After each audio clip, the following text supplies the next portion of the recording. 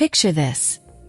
I'm Jessica Harper, 34, an architect in Tokyo. My family begged me to fly 10 hours to Dallas for a huge birthday surprise. I spent $2,000, landed jet-lagged, and found an empty house, a trashed cake, and a note. They stole my $158,000 savings. I'm Jessica Harper, born and raised in Dallas, Texas, where the sun sets slow over wide plains and family's supposed to be your rock. Growing up in a modest 3-bedroom in a quiet suburb, I was the responsible one, the kid who kept the lights on. At 12, I'd sit at the kitchen table, balancing mom and dad's checkbook while they argued over bills. My sister, Chloe, 4 years younger, got new boots and cheerleading camps, while I worked shifts at a local diner to cover groceries. That's just how it was in the Harper house. Me giving, them taking. I didn't question it. Family helps family, right? In high school, I found my escape in architecture. While other kids partied, I'd hide in the library, sketching modern lofts and eco-friendly homes, dreaming of a career beyond Dallas. Those sketches were my rebellion, my way of saying I'd build something bigger than our cramped life. Mom would glance at them and say, "That's nice, Jess, but you can always come back home if it's too hard." As if she expected me to fail. I didn't. I earned a scholarship to UT Austin, graduated with honors, and landed a job with an international firm in Tokyo. 6 years later, I was leading a design team, crafting sustainable skyscrapers that turned heads in the industry. Tokyo became my home, a small apartment near Shinjuku, my first real space after sharing a room with Chloe growing up. I made it my own, with Japanese art on the walls and a view of the city's neon pulse. I learned the language, made friends, and fell in love with Tokyo's blend of chaos and calm. But I carried Texas with me, in the grit that pushed me forward, and in Grandma Rose's jade pendant, a piece of home I wore close to my heart. Even 6,000 miles away, I stayed tight with my family. Weekly video calls, care packages for Christmas, and money whenever they called. Dad's truck broke down. I sent $3,000. Mom needed dental work. Covered it. Chloe wanted to try community college. Paid her tuition. I never minded. My salary was good, and I wanted to give back to the family that raised me. When Grandma Rose passed 5 years ago, she left me her Dallas house, knowing I was the only one responsible enough to keep it standing. I let Mom, Dad, and sometimes Chloe live there rent-free. It wasn't fancy, but it was ours, a piece of Texas history tied to our roots. Meanwhile, I saved every spare dollar for my dream, a home blending Texas ranch style with Japanese minimalism, a place to call my own. 8 years of discipline, saying no to vacations and fancy clothes, brought me to $158,000. That money was my future, my reward for a lifetime of carrying the load. This isn't just about $158,000. It's about 8 years of sacrifice, of late-night sketching designs, of turning down trips to save for my dream home. It's about trust, the kind you give family because you're supposed to, because they're the ones who raised you. 3 weeks ago, my dad's voice crackled through the phone, full of excitement. "Jess, we've planned something huge for your 34th birthday. You gotta come home to Dallas." Mom chimed in, insisting it'd break their hearts if I missed it. I was in the middle of a major project in Tokyo, but I made it work, spending $2,000 on a last-minute flight. 10 hours in the air, I imagined what they'd planned. A party with old Dallas friends, maybe even a nod to my architecture career. The thought warmed me, even as jet lag sank in. But when I landed in Texas and walked into that dark, empty house, I found no party, no family. Just a half-eaten birthday cake in the trash and a sticky note that shattered everything.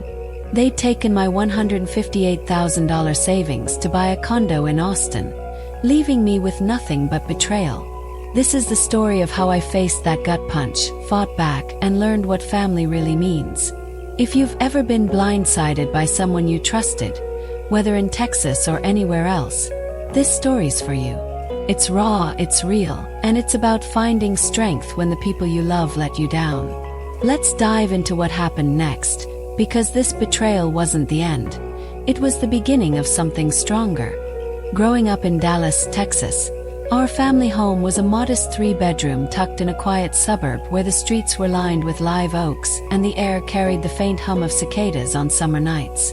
I'm Jessica Harper, and by the time I was 12, I was the one keeping our family afloat. My parents, Frank and Linda Harper, were good people but terrible with money. Bills piled up like dust in the corners, electric, water, mortgage, all threatening to swallow us whole. I'd sit at the kitchen table, a pencil stub in hand, balancing their checkbook while Mom chain-smoked and Dad stared at the TV, lost in his own world. My younger sister, Chloe, 4 years my junior, was the golden child. At 12, I was sorting past due notices. At 12, Chloe was picking out sparkly outfits for cheerleading tryouts. I don't think she ever noticed the strain in Mom's voice when the phone rang with creditors. I worked after school at a greasy diner off I-35, flipping burgers to chip in for groceries while Chloe got new boots and dance lessons. That's just how it was in the Harper house. Me giving, them taking. I didn't resent it, not really. Family was family, and in Texas that meant you carried the load, no questions asked. But there were moments that stung. One Christmas, I unwrapped a second-hand jacket, the kind that smelled faintly of someone else's life, while Chloe rode a shiny new bike down our street, her laughter echoing like a taunt. I smiled through it, told myself it was fine because that's what I did, kept the peace. In my heart, though, I was sketching a way out, dreaming of a life bigger than our cramped Dallas home. Every late night at that diner, every dollar I handed over for the family, I told myself it was temporary. I was building something even if no one else saw it. High school was where I found my escape, my purpose, architecture. While other kids were sneaking beers or chasing crushes, I was holed up in the school library, sketching modern lofts and sustainable homes on graph paper, the kind of places that could hold dreams bigger than Dallas. Those sketches were my rebellion, my way of saying I wouldn't be stuck in the cycle of bills and excuses that defined the Harper household. I'd draw ranch-style homes with wide porches, blending Texas grit with sleek, modern lines, or high-rises that could touch the clouds, the kind I'd see in downtown Dallas on rare trips to the city. My teachers noticed. Ms. Callahan, my art teacher, slipped me extra supplies and said, "Jess, you've got a gift. Don't let anyone dim it." My family didn't get it. Mom would glance at my sketches and say, "That's nice, honey, but you know you can always come back to Dallas if it's too hard." As if she expected me to fail, to slink back to that 3-bedroom house and take up my role as the family's fixer. I didn't listen. I pushed harder, aced my classes, and earned a full scholarship to UT Austin's architecture program. College was a revelation. Suddenly, I was surrounded by people who saw buildings the way I did, as stories told in steel and glass. I graduated with honors, my portfolio brimming with designs for eco-friendly skyscrapers that could change cityscapes. Then came the offer, a job with an international firm in Tokyo. I packed my bags, clutching Grandma Rose's jade pendant, a piece of Texas I'd carry across the ocean. Tokyo was a whirlwind, neon lights, crowded trains, a language I stumbled through at first. My apartment near Shinjuku was tiny, barely bigger than Chloe's old bedroom, but it was mine. I filled it with Japanese art, plants, and sketches of my dream home, a fusion of Texas ranches and Japanese minimalism. 6 years in, I was leading my own design team, working on sustainable projects that were getting noticed in the industry. My name, Jessica Harper, was starting to mean something. I'd walk through Tokyo's chaos, pendant around my neck, feeling the weight of Texas grit pushing me forward. But even as I built this life, I couldn't shake the pull of home, the sense that I owed my family something for raising me, for giving me roots. Those roots kept me tethered, no matter how far I went. I stayed close to my family, even 6,000 miles away in Tokyo. Weekly video calls, crackling with static, were my lifeline to Dallas. I'd send care packages for Christmas, pecan pralines, books, little things to remind them of home. And the money, always the money. Dad's pickup broke down. I wired $3,000. Mom needed dental work. Covered it, no questions asked. Chloe decided she wanted to try community college for graphic design. I paid her tuition, hoping she'd find her path. I never minded, not really. My salary in Tokyo was solid, and I wanted to give back to the family that raised me, the ones who'd shaped me in that modest Dallas home. When Grandma Rose passed 5 years ago, she left me that house, knowing I was the only one responsible enough to keep it standing. It wasn't much, a 3-bedroom with faded wallpaper and creaky floors, but it was ours, a piece of Texas history tied to our family's name. I let Mom, Dad, and sometimes Chloe live there rent-free, no lease, no expectations. It felt right, like I was honoring Grandma's trust. Meanwhile, I was saving for my own dream. Every month, I'd transfer money into a savings account, watching it grow. $10,000, $50,000, $100,000. 8 years of saying no to vacations, skipping fancy dinners, taking on extra freelance projects. By my 34th birthday, I had $158,000. Enough to start planning that Texas-Japanese home I'd sketched since high school. That money wasn't just numbers in an account. It was my future, my reward for carrying the family's weight all those years. I thought my family saw that, appreciated it, thought they valued me. But looking back, I should have seen the signs: Mom borrowing $5,000 for a medical emergency that turned into a cruise, Chloe using my credit card for a laptop she didn't need. I forgave them every time because that's what family does, right? You forgive. You keep giving. Until the day they take everything. 3 weeks before my 34th birthday, I was in Tokyo, knee-deep in blueprints for a sustainable skyscraper project that could define my career. My phone rang, and it was Dad. His voice brimming with an excitement I hadn't heard in years. "Jess, we've been planning something huge for your birthday. You gotta come home to Dallas." Mom jumped in, her tone insistent. "It's been months in the making, honey. It'll break our hearts if you miss it." I was swamped, finalizing designs that could put my name on the map, but their words lit a spark. A big surprise. For me. I'd spent so many years being the family's fixer, paying bills, sending money, keeping the peace, that the thought of them planning something special warmed me in a way I hadn't felt in ages. I pictured Mom baking her pecan pie, the kind she made for special occasions, or Dad firing up the grill in our Dallas backyard like he did when I was a kid. Maybe they'd finally seen my architecture career as more than a phase. Maybe even set up meetings with local firms to bring me closer to home. The possibilities danced in my head, each one making my heart race a little faster. I told my boss, Rachel Bennett, I needed time off.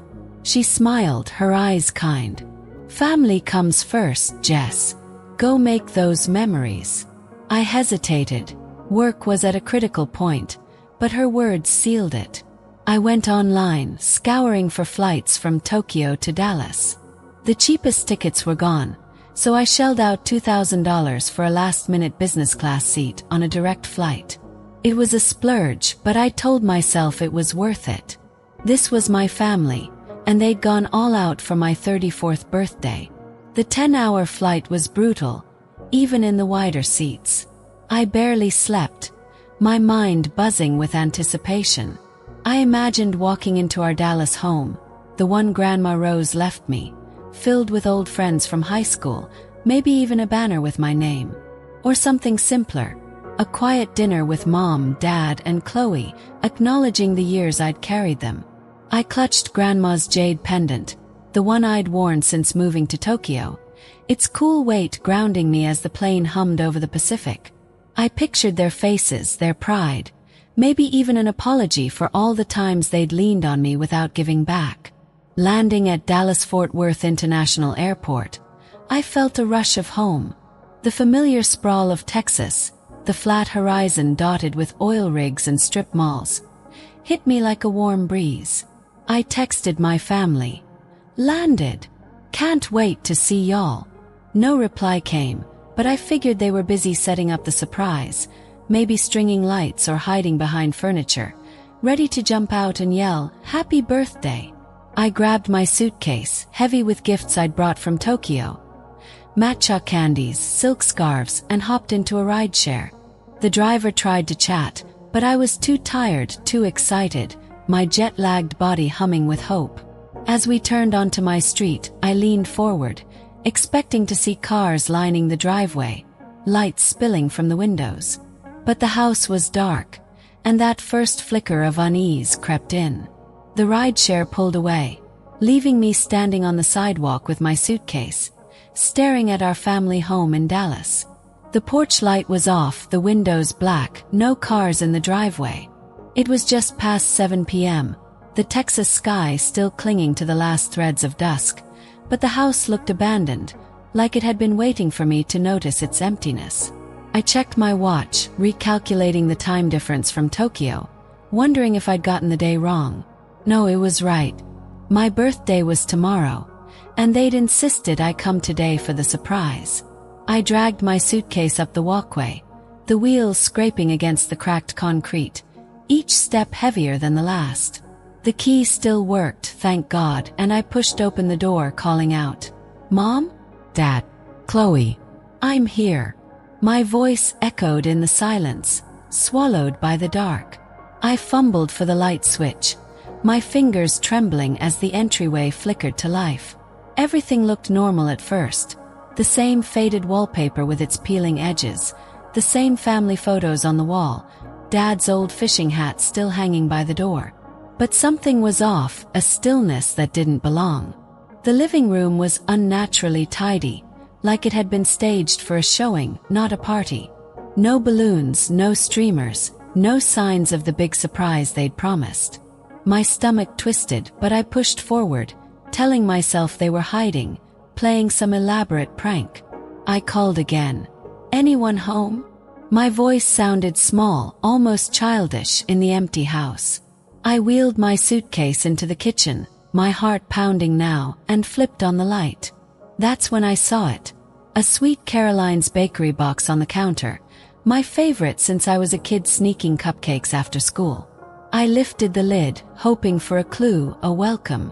Inside was half a cake, the icing smeared, the words, "Happy birthday, Jess," barely readable, like someone had given up mid-message. I stared at it, confused, my mind grasping for explanations. Maybe they'd started early. Maybe they were coming back. But then I opened the trash can under the sink, and my breath caught. The other half of the cake was there, face down among coffee grounds, used napkins, and plastic forks, like the party had happened without me.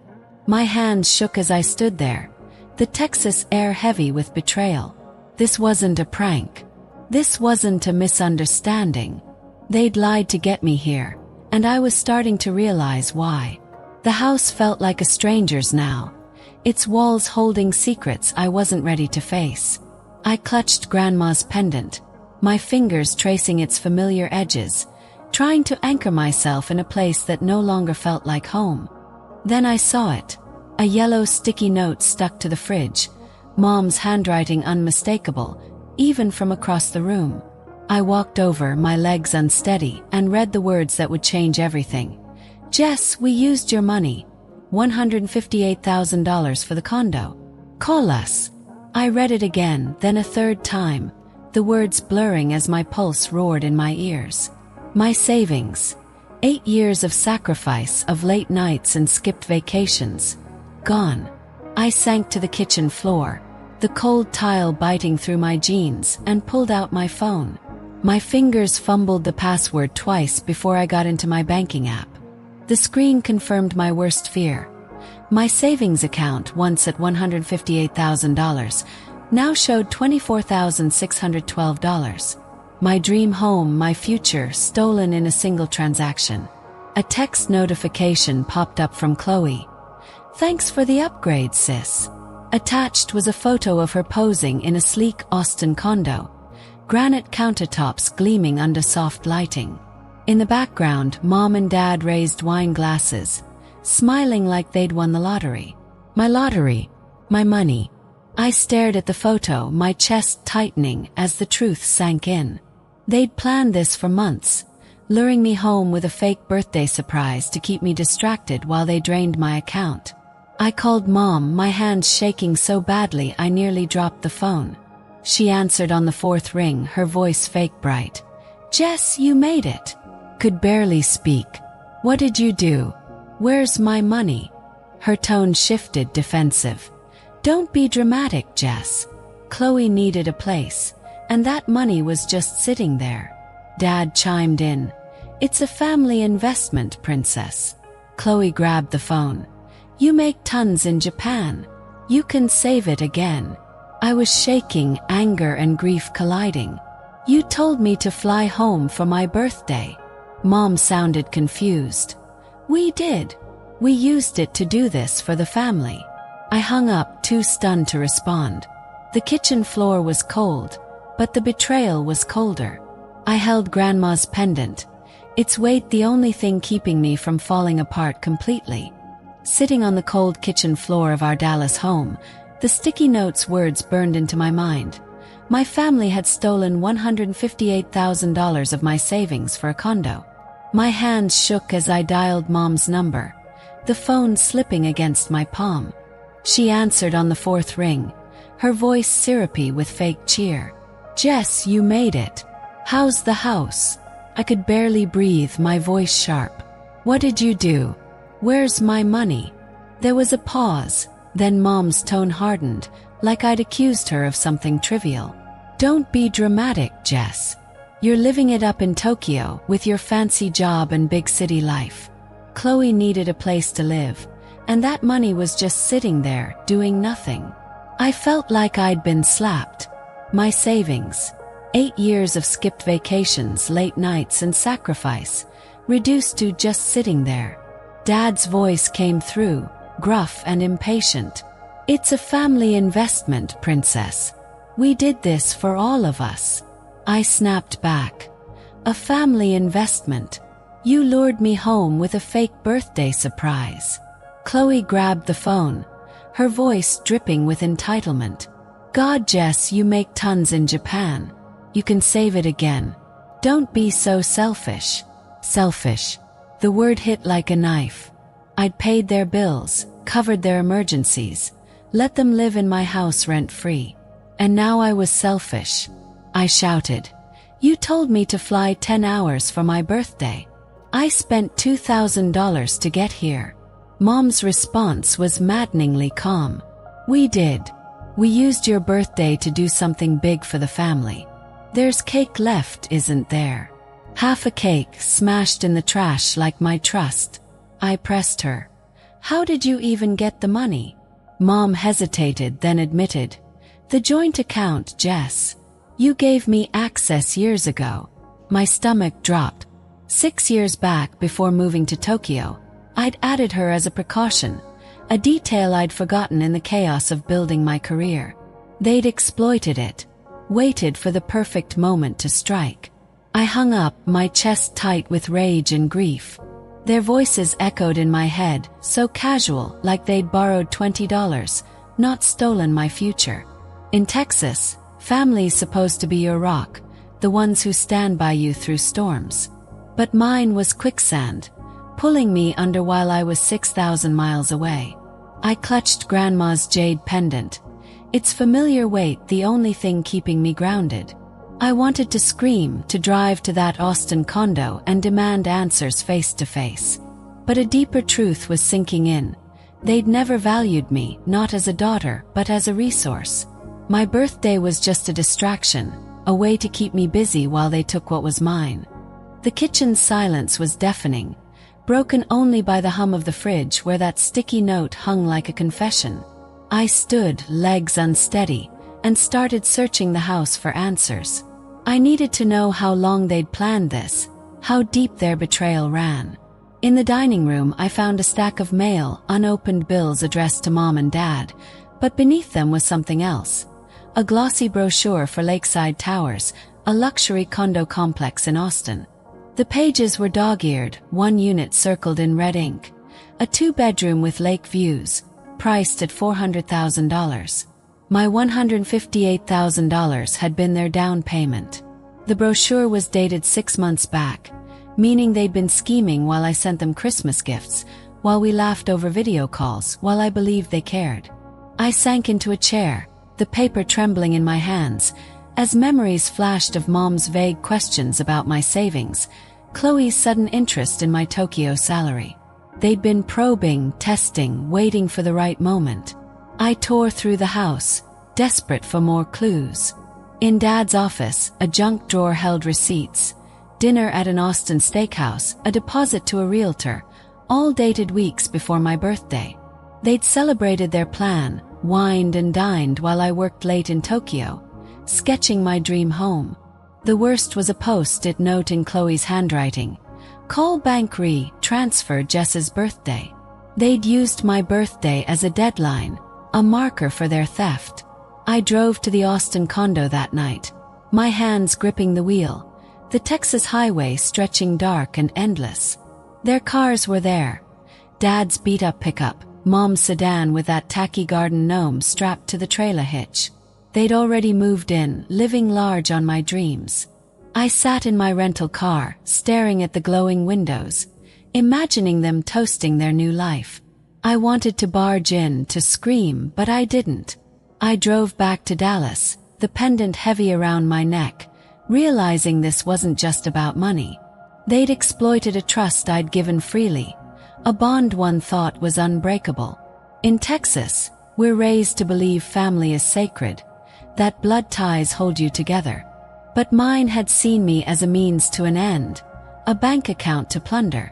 The house, once filled with memories of Grandma's stories and summer barbecues, felt like a crime scene now, every corner hiding their lies.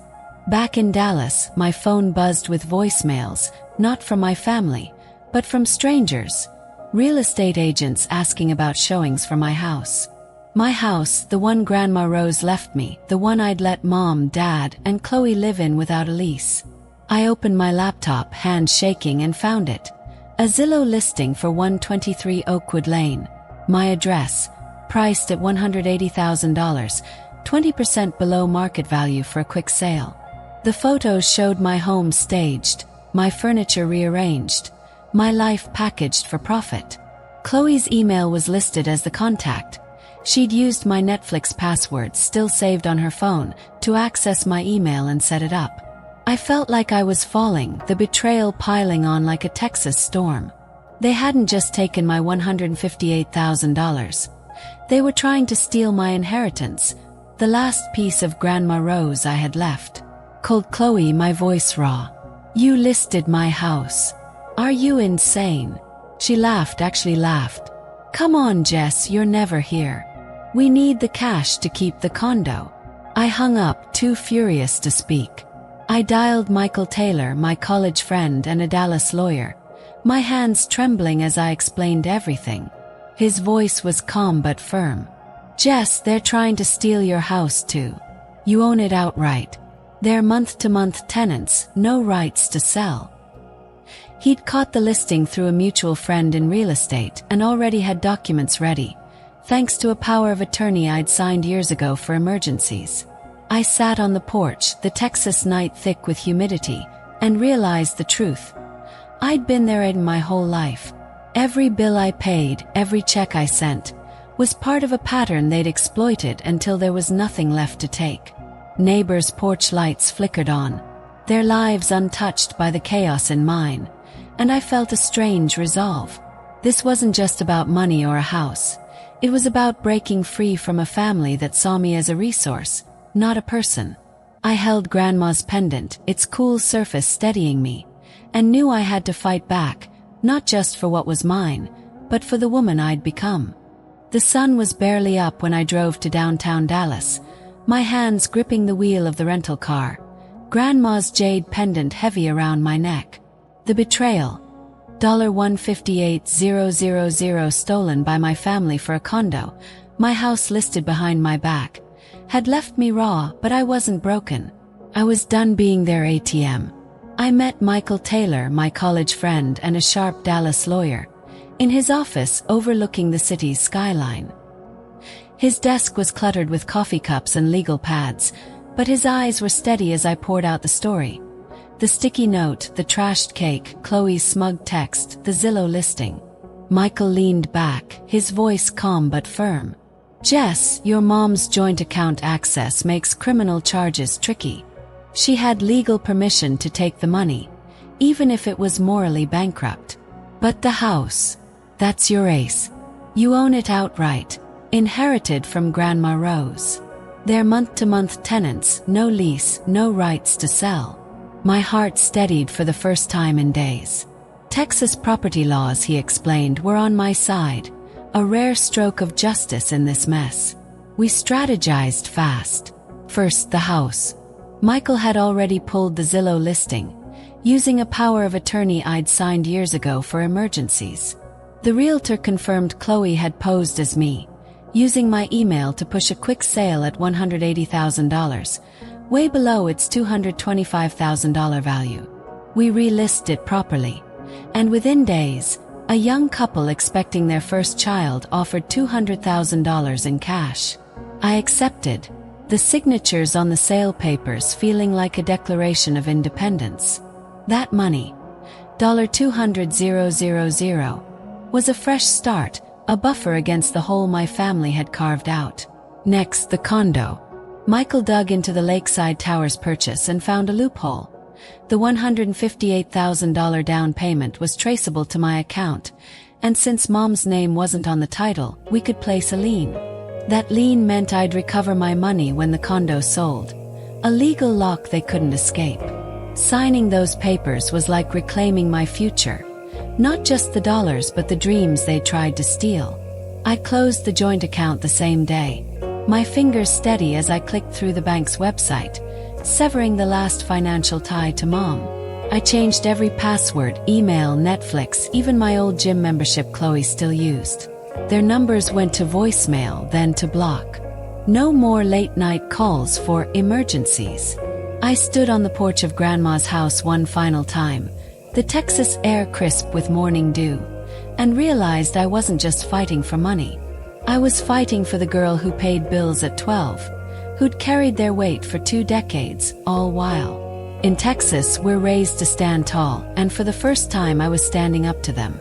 A neighbor, Mrs. Callahan from across the street, waved and left a pecan pie on my car hood with a note. "You're stronger than they know, Jess."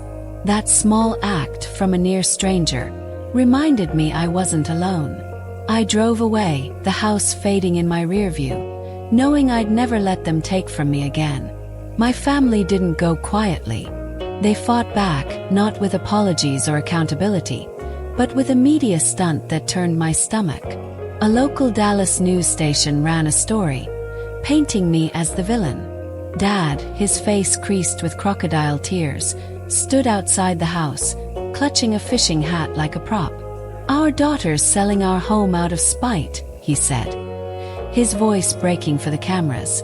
Mom, wrapped in a cardigan, dabbed her eyes with a tissue. After all we did for her, raising her, sacrificing everything, this is how she repays us. The reporter, a young guy in a cheap suit, ate it up, framing me as the ungrateful daughter who'd abandoned her family for a glamorous life in Tokyo.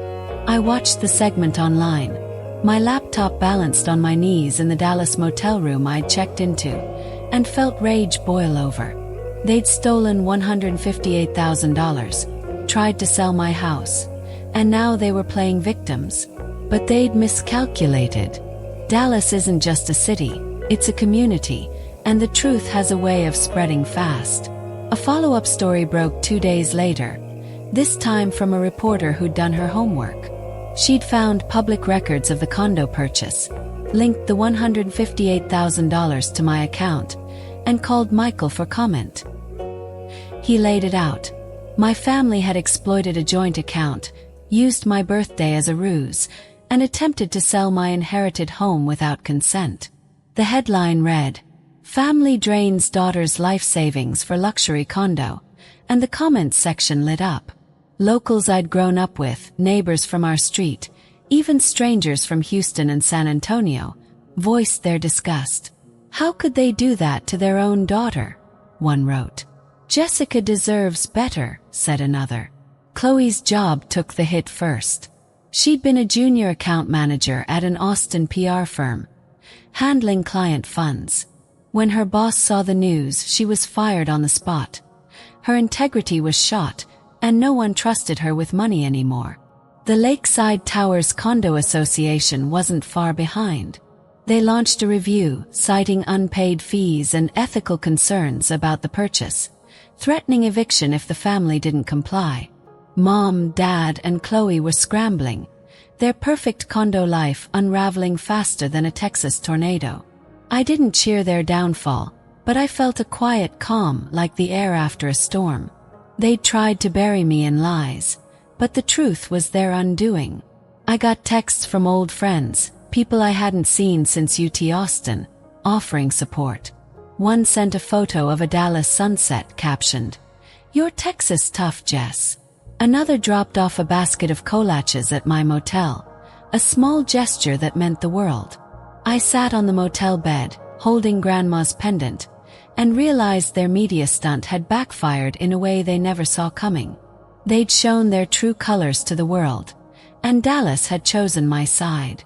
For the first time I felt free, not just from their grip, but from the guilt I'd carried for years, the belief that I owed them everything. They'd face their consequences, and I'd build my own future, one where family meant trust, not theft. I boarded the flight back to Tokyo with a weight lifted, not just from the $200,000 house sale or the lien on my family's condo, but from the realization that I didn't owe them my future. Tokyo greeted me with its familiar pulse, neon lights flickering over Shinjuku, the hum of trains, the quiet beauty of cherry blossoms in late spring. I was Jessica Harper, 34, an architect who'd survived a betrayal that could have broken me. Instead, it forged me stronger. My boss, Rachel Bennett, called me into her office the day I returned. Her smile was wide, her voice warm. "Jess, you've been carrying a lot, but your work on the skyscraper project, it's brilliant. We're promoting you to senior design architect."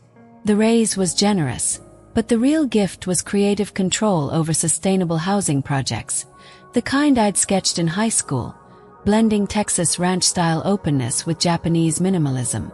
I moved into a new apartment in Meguro, a step up from my old place. It had a small balcony, a home office for freelance gigs, and a view of Tokyo's skyline that reminded me how far I'd come. I furnished it with care. Bamboo shelves, a low table, a single photo of Grandma Rose, her jade pendant now resting on my nightstand. In 6 months, I rebuilt my savings to $70,000, a mix of the house sale, disciplined budgeting, and a $20,000 advance for my memoir, The Birthday That Wasn't. That book poured out of me, every late-night writing session a way to process the pain and turn it into something meaningful. Aunt Judith, my mother's estranged sister, became my anchor. She'd cut ties with Mom years ago, seeing the same patterns I'd been blind to. Over coffee in Dallas, she'd pressed a $10,000 check into my hand, her eyes fierce. "You're not alone, Jess. Build your life, not theirs." Her words stayed with me, a reminder that family isn't just blood, it's who shows up. My Tokyo team became that family. Rachel, who'd given me space to heal, invited me to her home for dinner, her kids calling me Aunt Jess by dessert. My colleague Kenji, who'd taught me Japanese over late-night ramen runs, helped me navigate Tokyo's bureaucracy for my new lease. Even Michael Taylor, my lawyer friend back in Dallas, checked in weekly, his texts a steady lifeline across the Pacific. I started sketching again, not just for work but for me. Designs for a Texas-Japanese home I'd build one day, with wide porches and sliding shoji screens. Tokyo's chaos felt like possibility now, not pressure. I walked its streets, pendant in hand, feeling the Texas grit that had carried me through. A local bookshop in Dallas, where I'd spent hours as a kid, reached out to host a memoir reading when the book was done. Their email read, "Your story's inspiring our community, Jess." That support from a place I'd once called home reminded me I wasn't running from Texas, just redefining what it meant to me. I was rebuilding not just my bank account but my sense of self piece by piece. This journey wasn't about revenge. It was about reclaiming my worth. Losing $158,000 to my family's betrayal taught me a lesson no money could buy. Family isn't who you're born to, but who you choose, who values you for you, not what you can give. My parents and Chloe faced their consequences, not because I sought vengeance, but because their lies caught up with them. The Lakeside Towers condo, their so-called dream, became a trap. They couldn't pay the fees, and with my lien in place, they couldn't sell without settling my $158,000. The association evicted them, forcing a move to a cramped Austin apartment, far from the luxury they'd chased. Chloe's firing from her PR job stung. Her reputation in Austin's tight-knit business scene was ruined. Dad's health took a hit, stress piling on, while Mom's calls to me went unanswered, blocked after one too many excuses. I didn't hate them, but I didn't owe them either. Their choices were theirs, and I'd chosen freedom. I thought about Grandma Rose, how she'd left me that Dallas house knowing I'd protect it. Her pendant, now a symbol of my resilience, reminded me every day that my dreams were mine to guard, no matter who tried to take them. I started this YouTube channel to share that truth, to connect with anyone, whether in Texas, New York, or halfway across the globe, who's felt the sting of betrayal and wondered if they could rise again. My memoir, The Birthday That Wasn't, isn't just my story. It's for everyone who's had to rebuild from ashes. The emails I get from readers, from a single mom in Houston to a teacher in San Antonio, tell me I'm not alone. They share their own stories. Friends who borrowed and vanished, siblings who took more than they gave. And it's building a community, one where we lift each other up. I'm not the girl who paid bills at 12 anymore, or the daughter who flew 10 hours for a lie. I'm Jessica Harper, architect, writer, survivor, and I'm here to remind you that the worst betrayals can lead to the best beginnings. This channel is our space, a place to share stories of resilience, to find strength in the cracks of our past. If you're out there, whether you're staring down a loss or building something new, know this: you're tougher than you think. In Texas, we say you don't back down, you stand tall. I'm standing now, and I want you to stand with me. Let's keep telling these stories, not to dwell on the pain, but to celebrate the comeback. My family took $158,000, but they couldn't take my spirit. I've got plans, new designs, new chapters, maybe even that Texas Japanese home one day. And I've got you, this community, to share it with. So let's do this together, one story at a time, because the life you build after betrayal, that's the one that matters.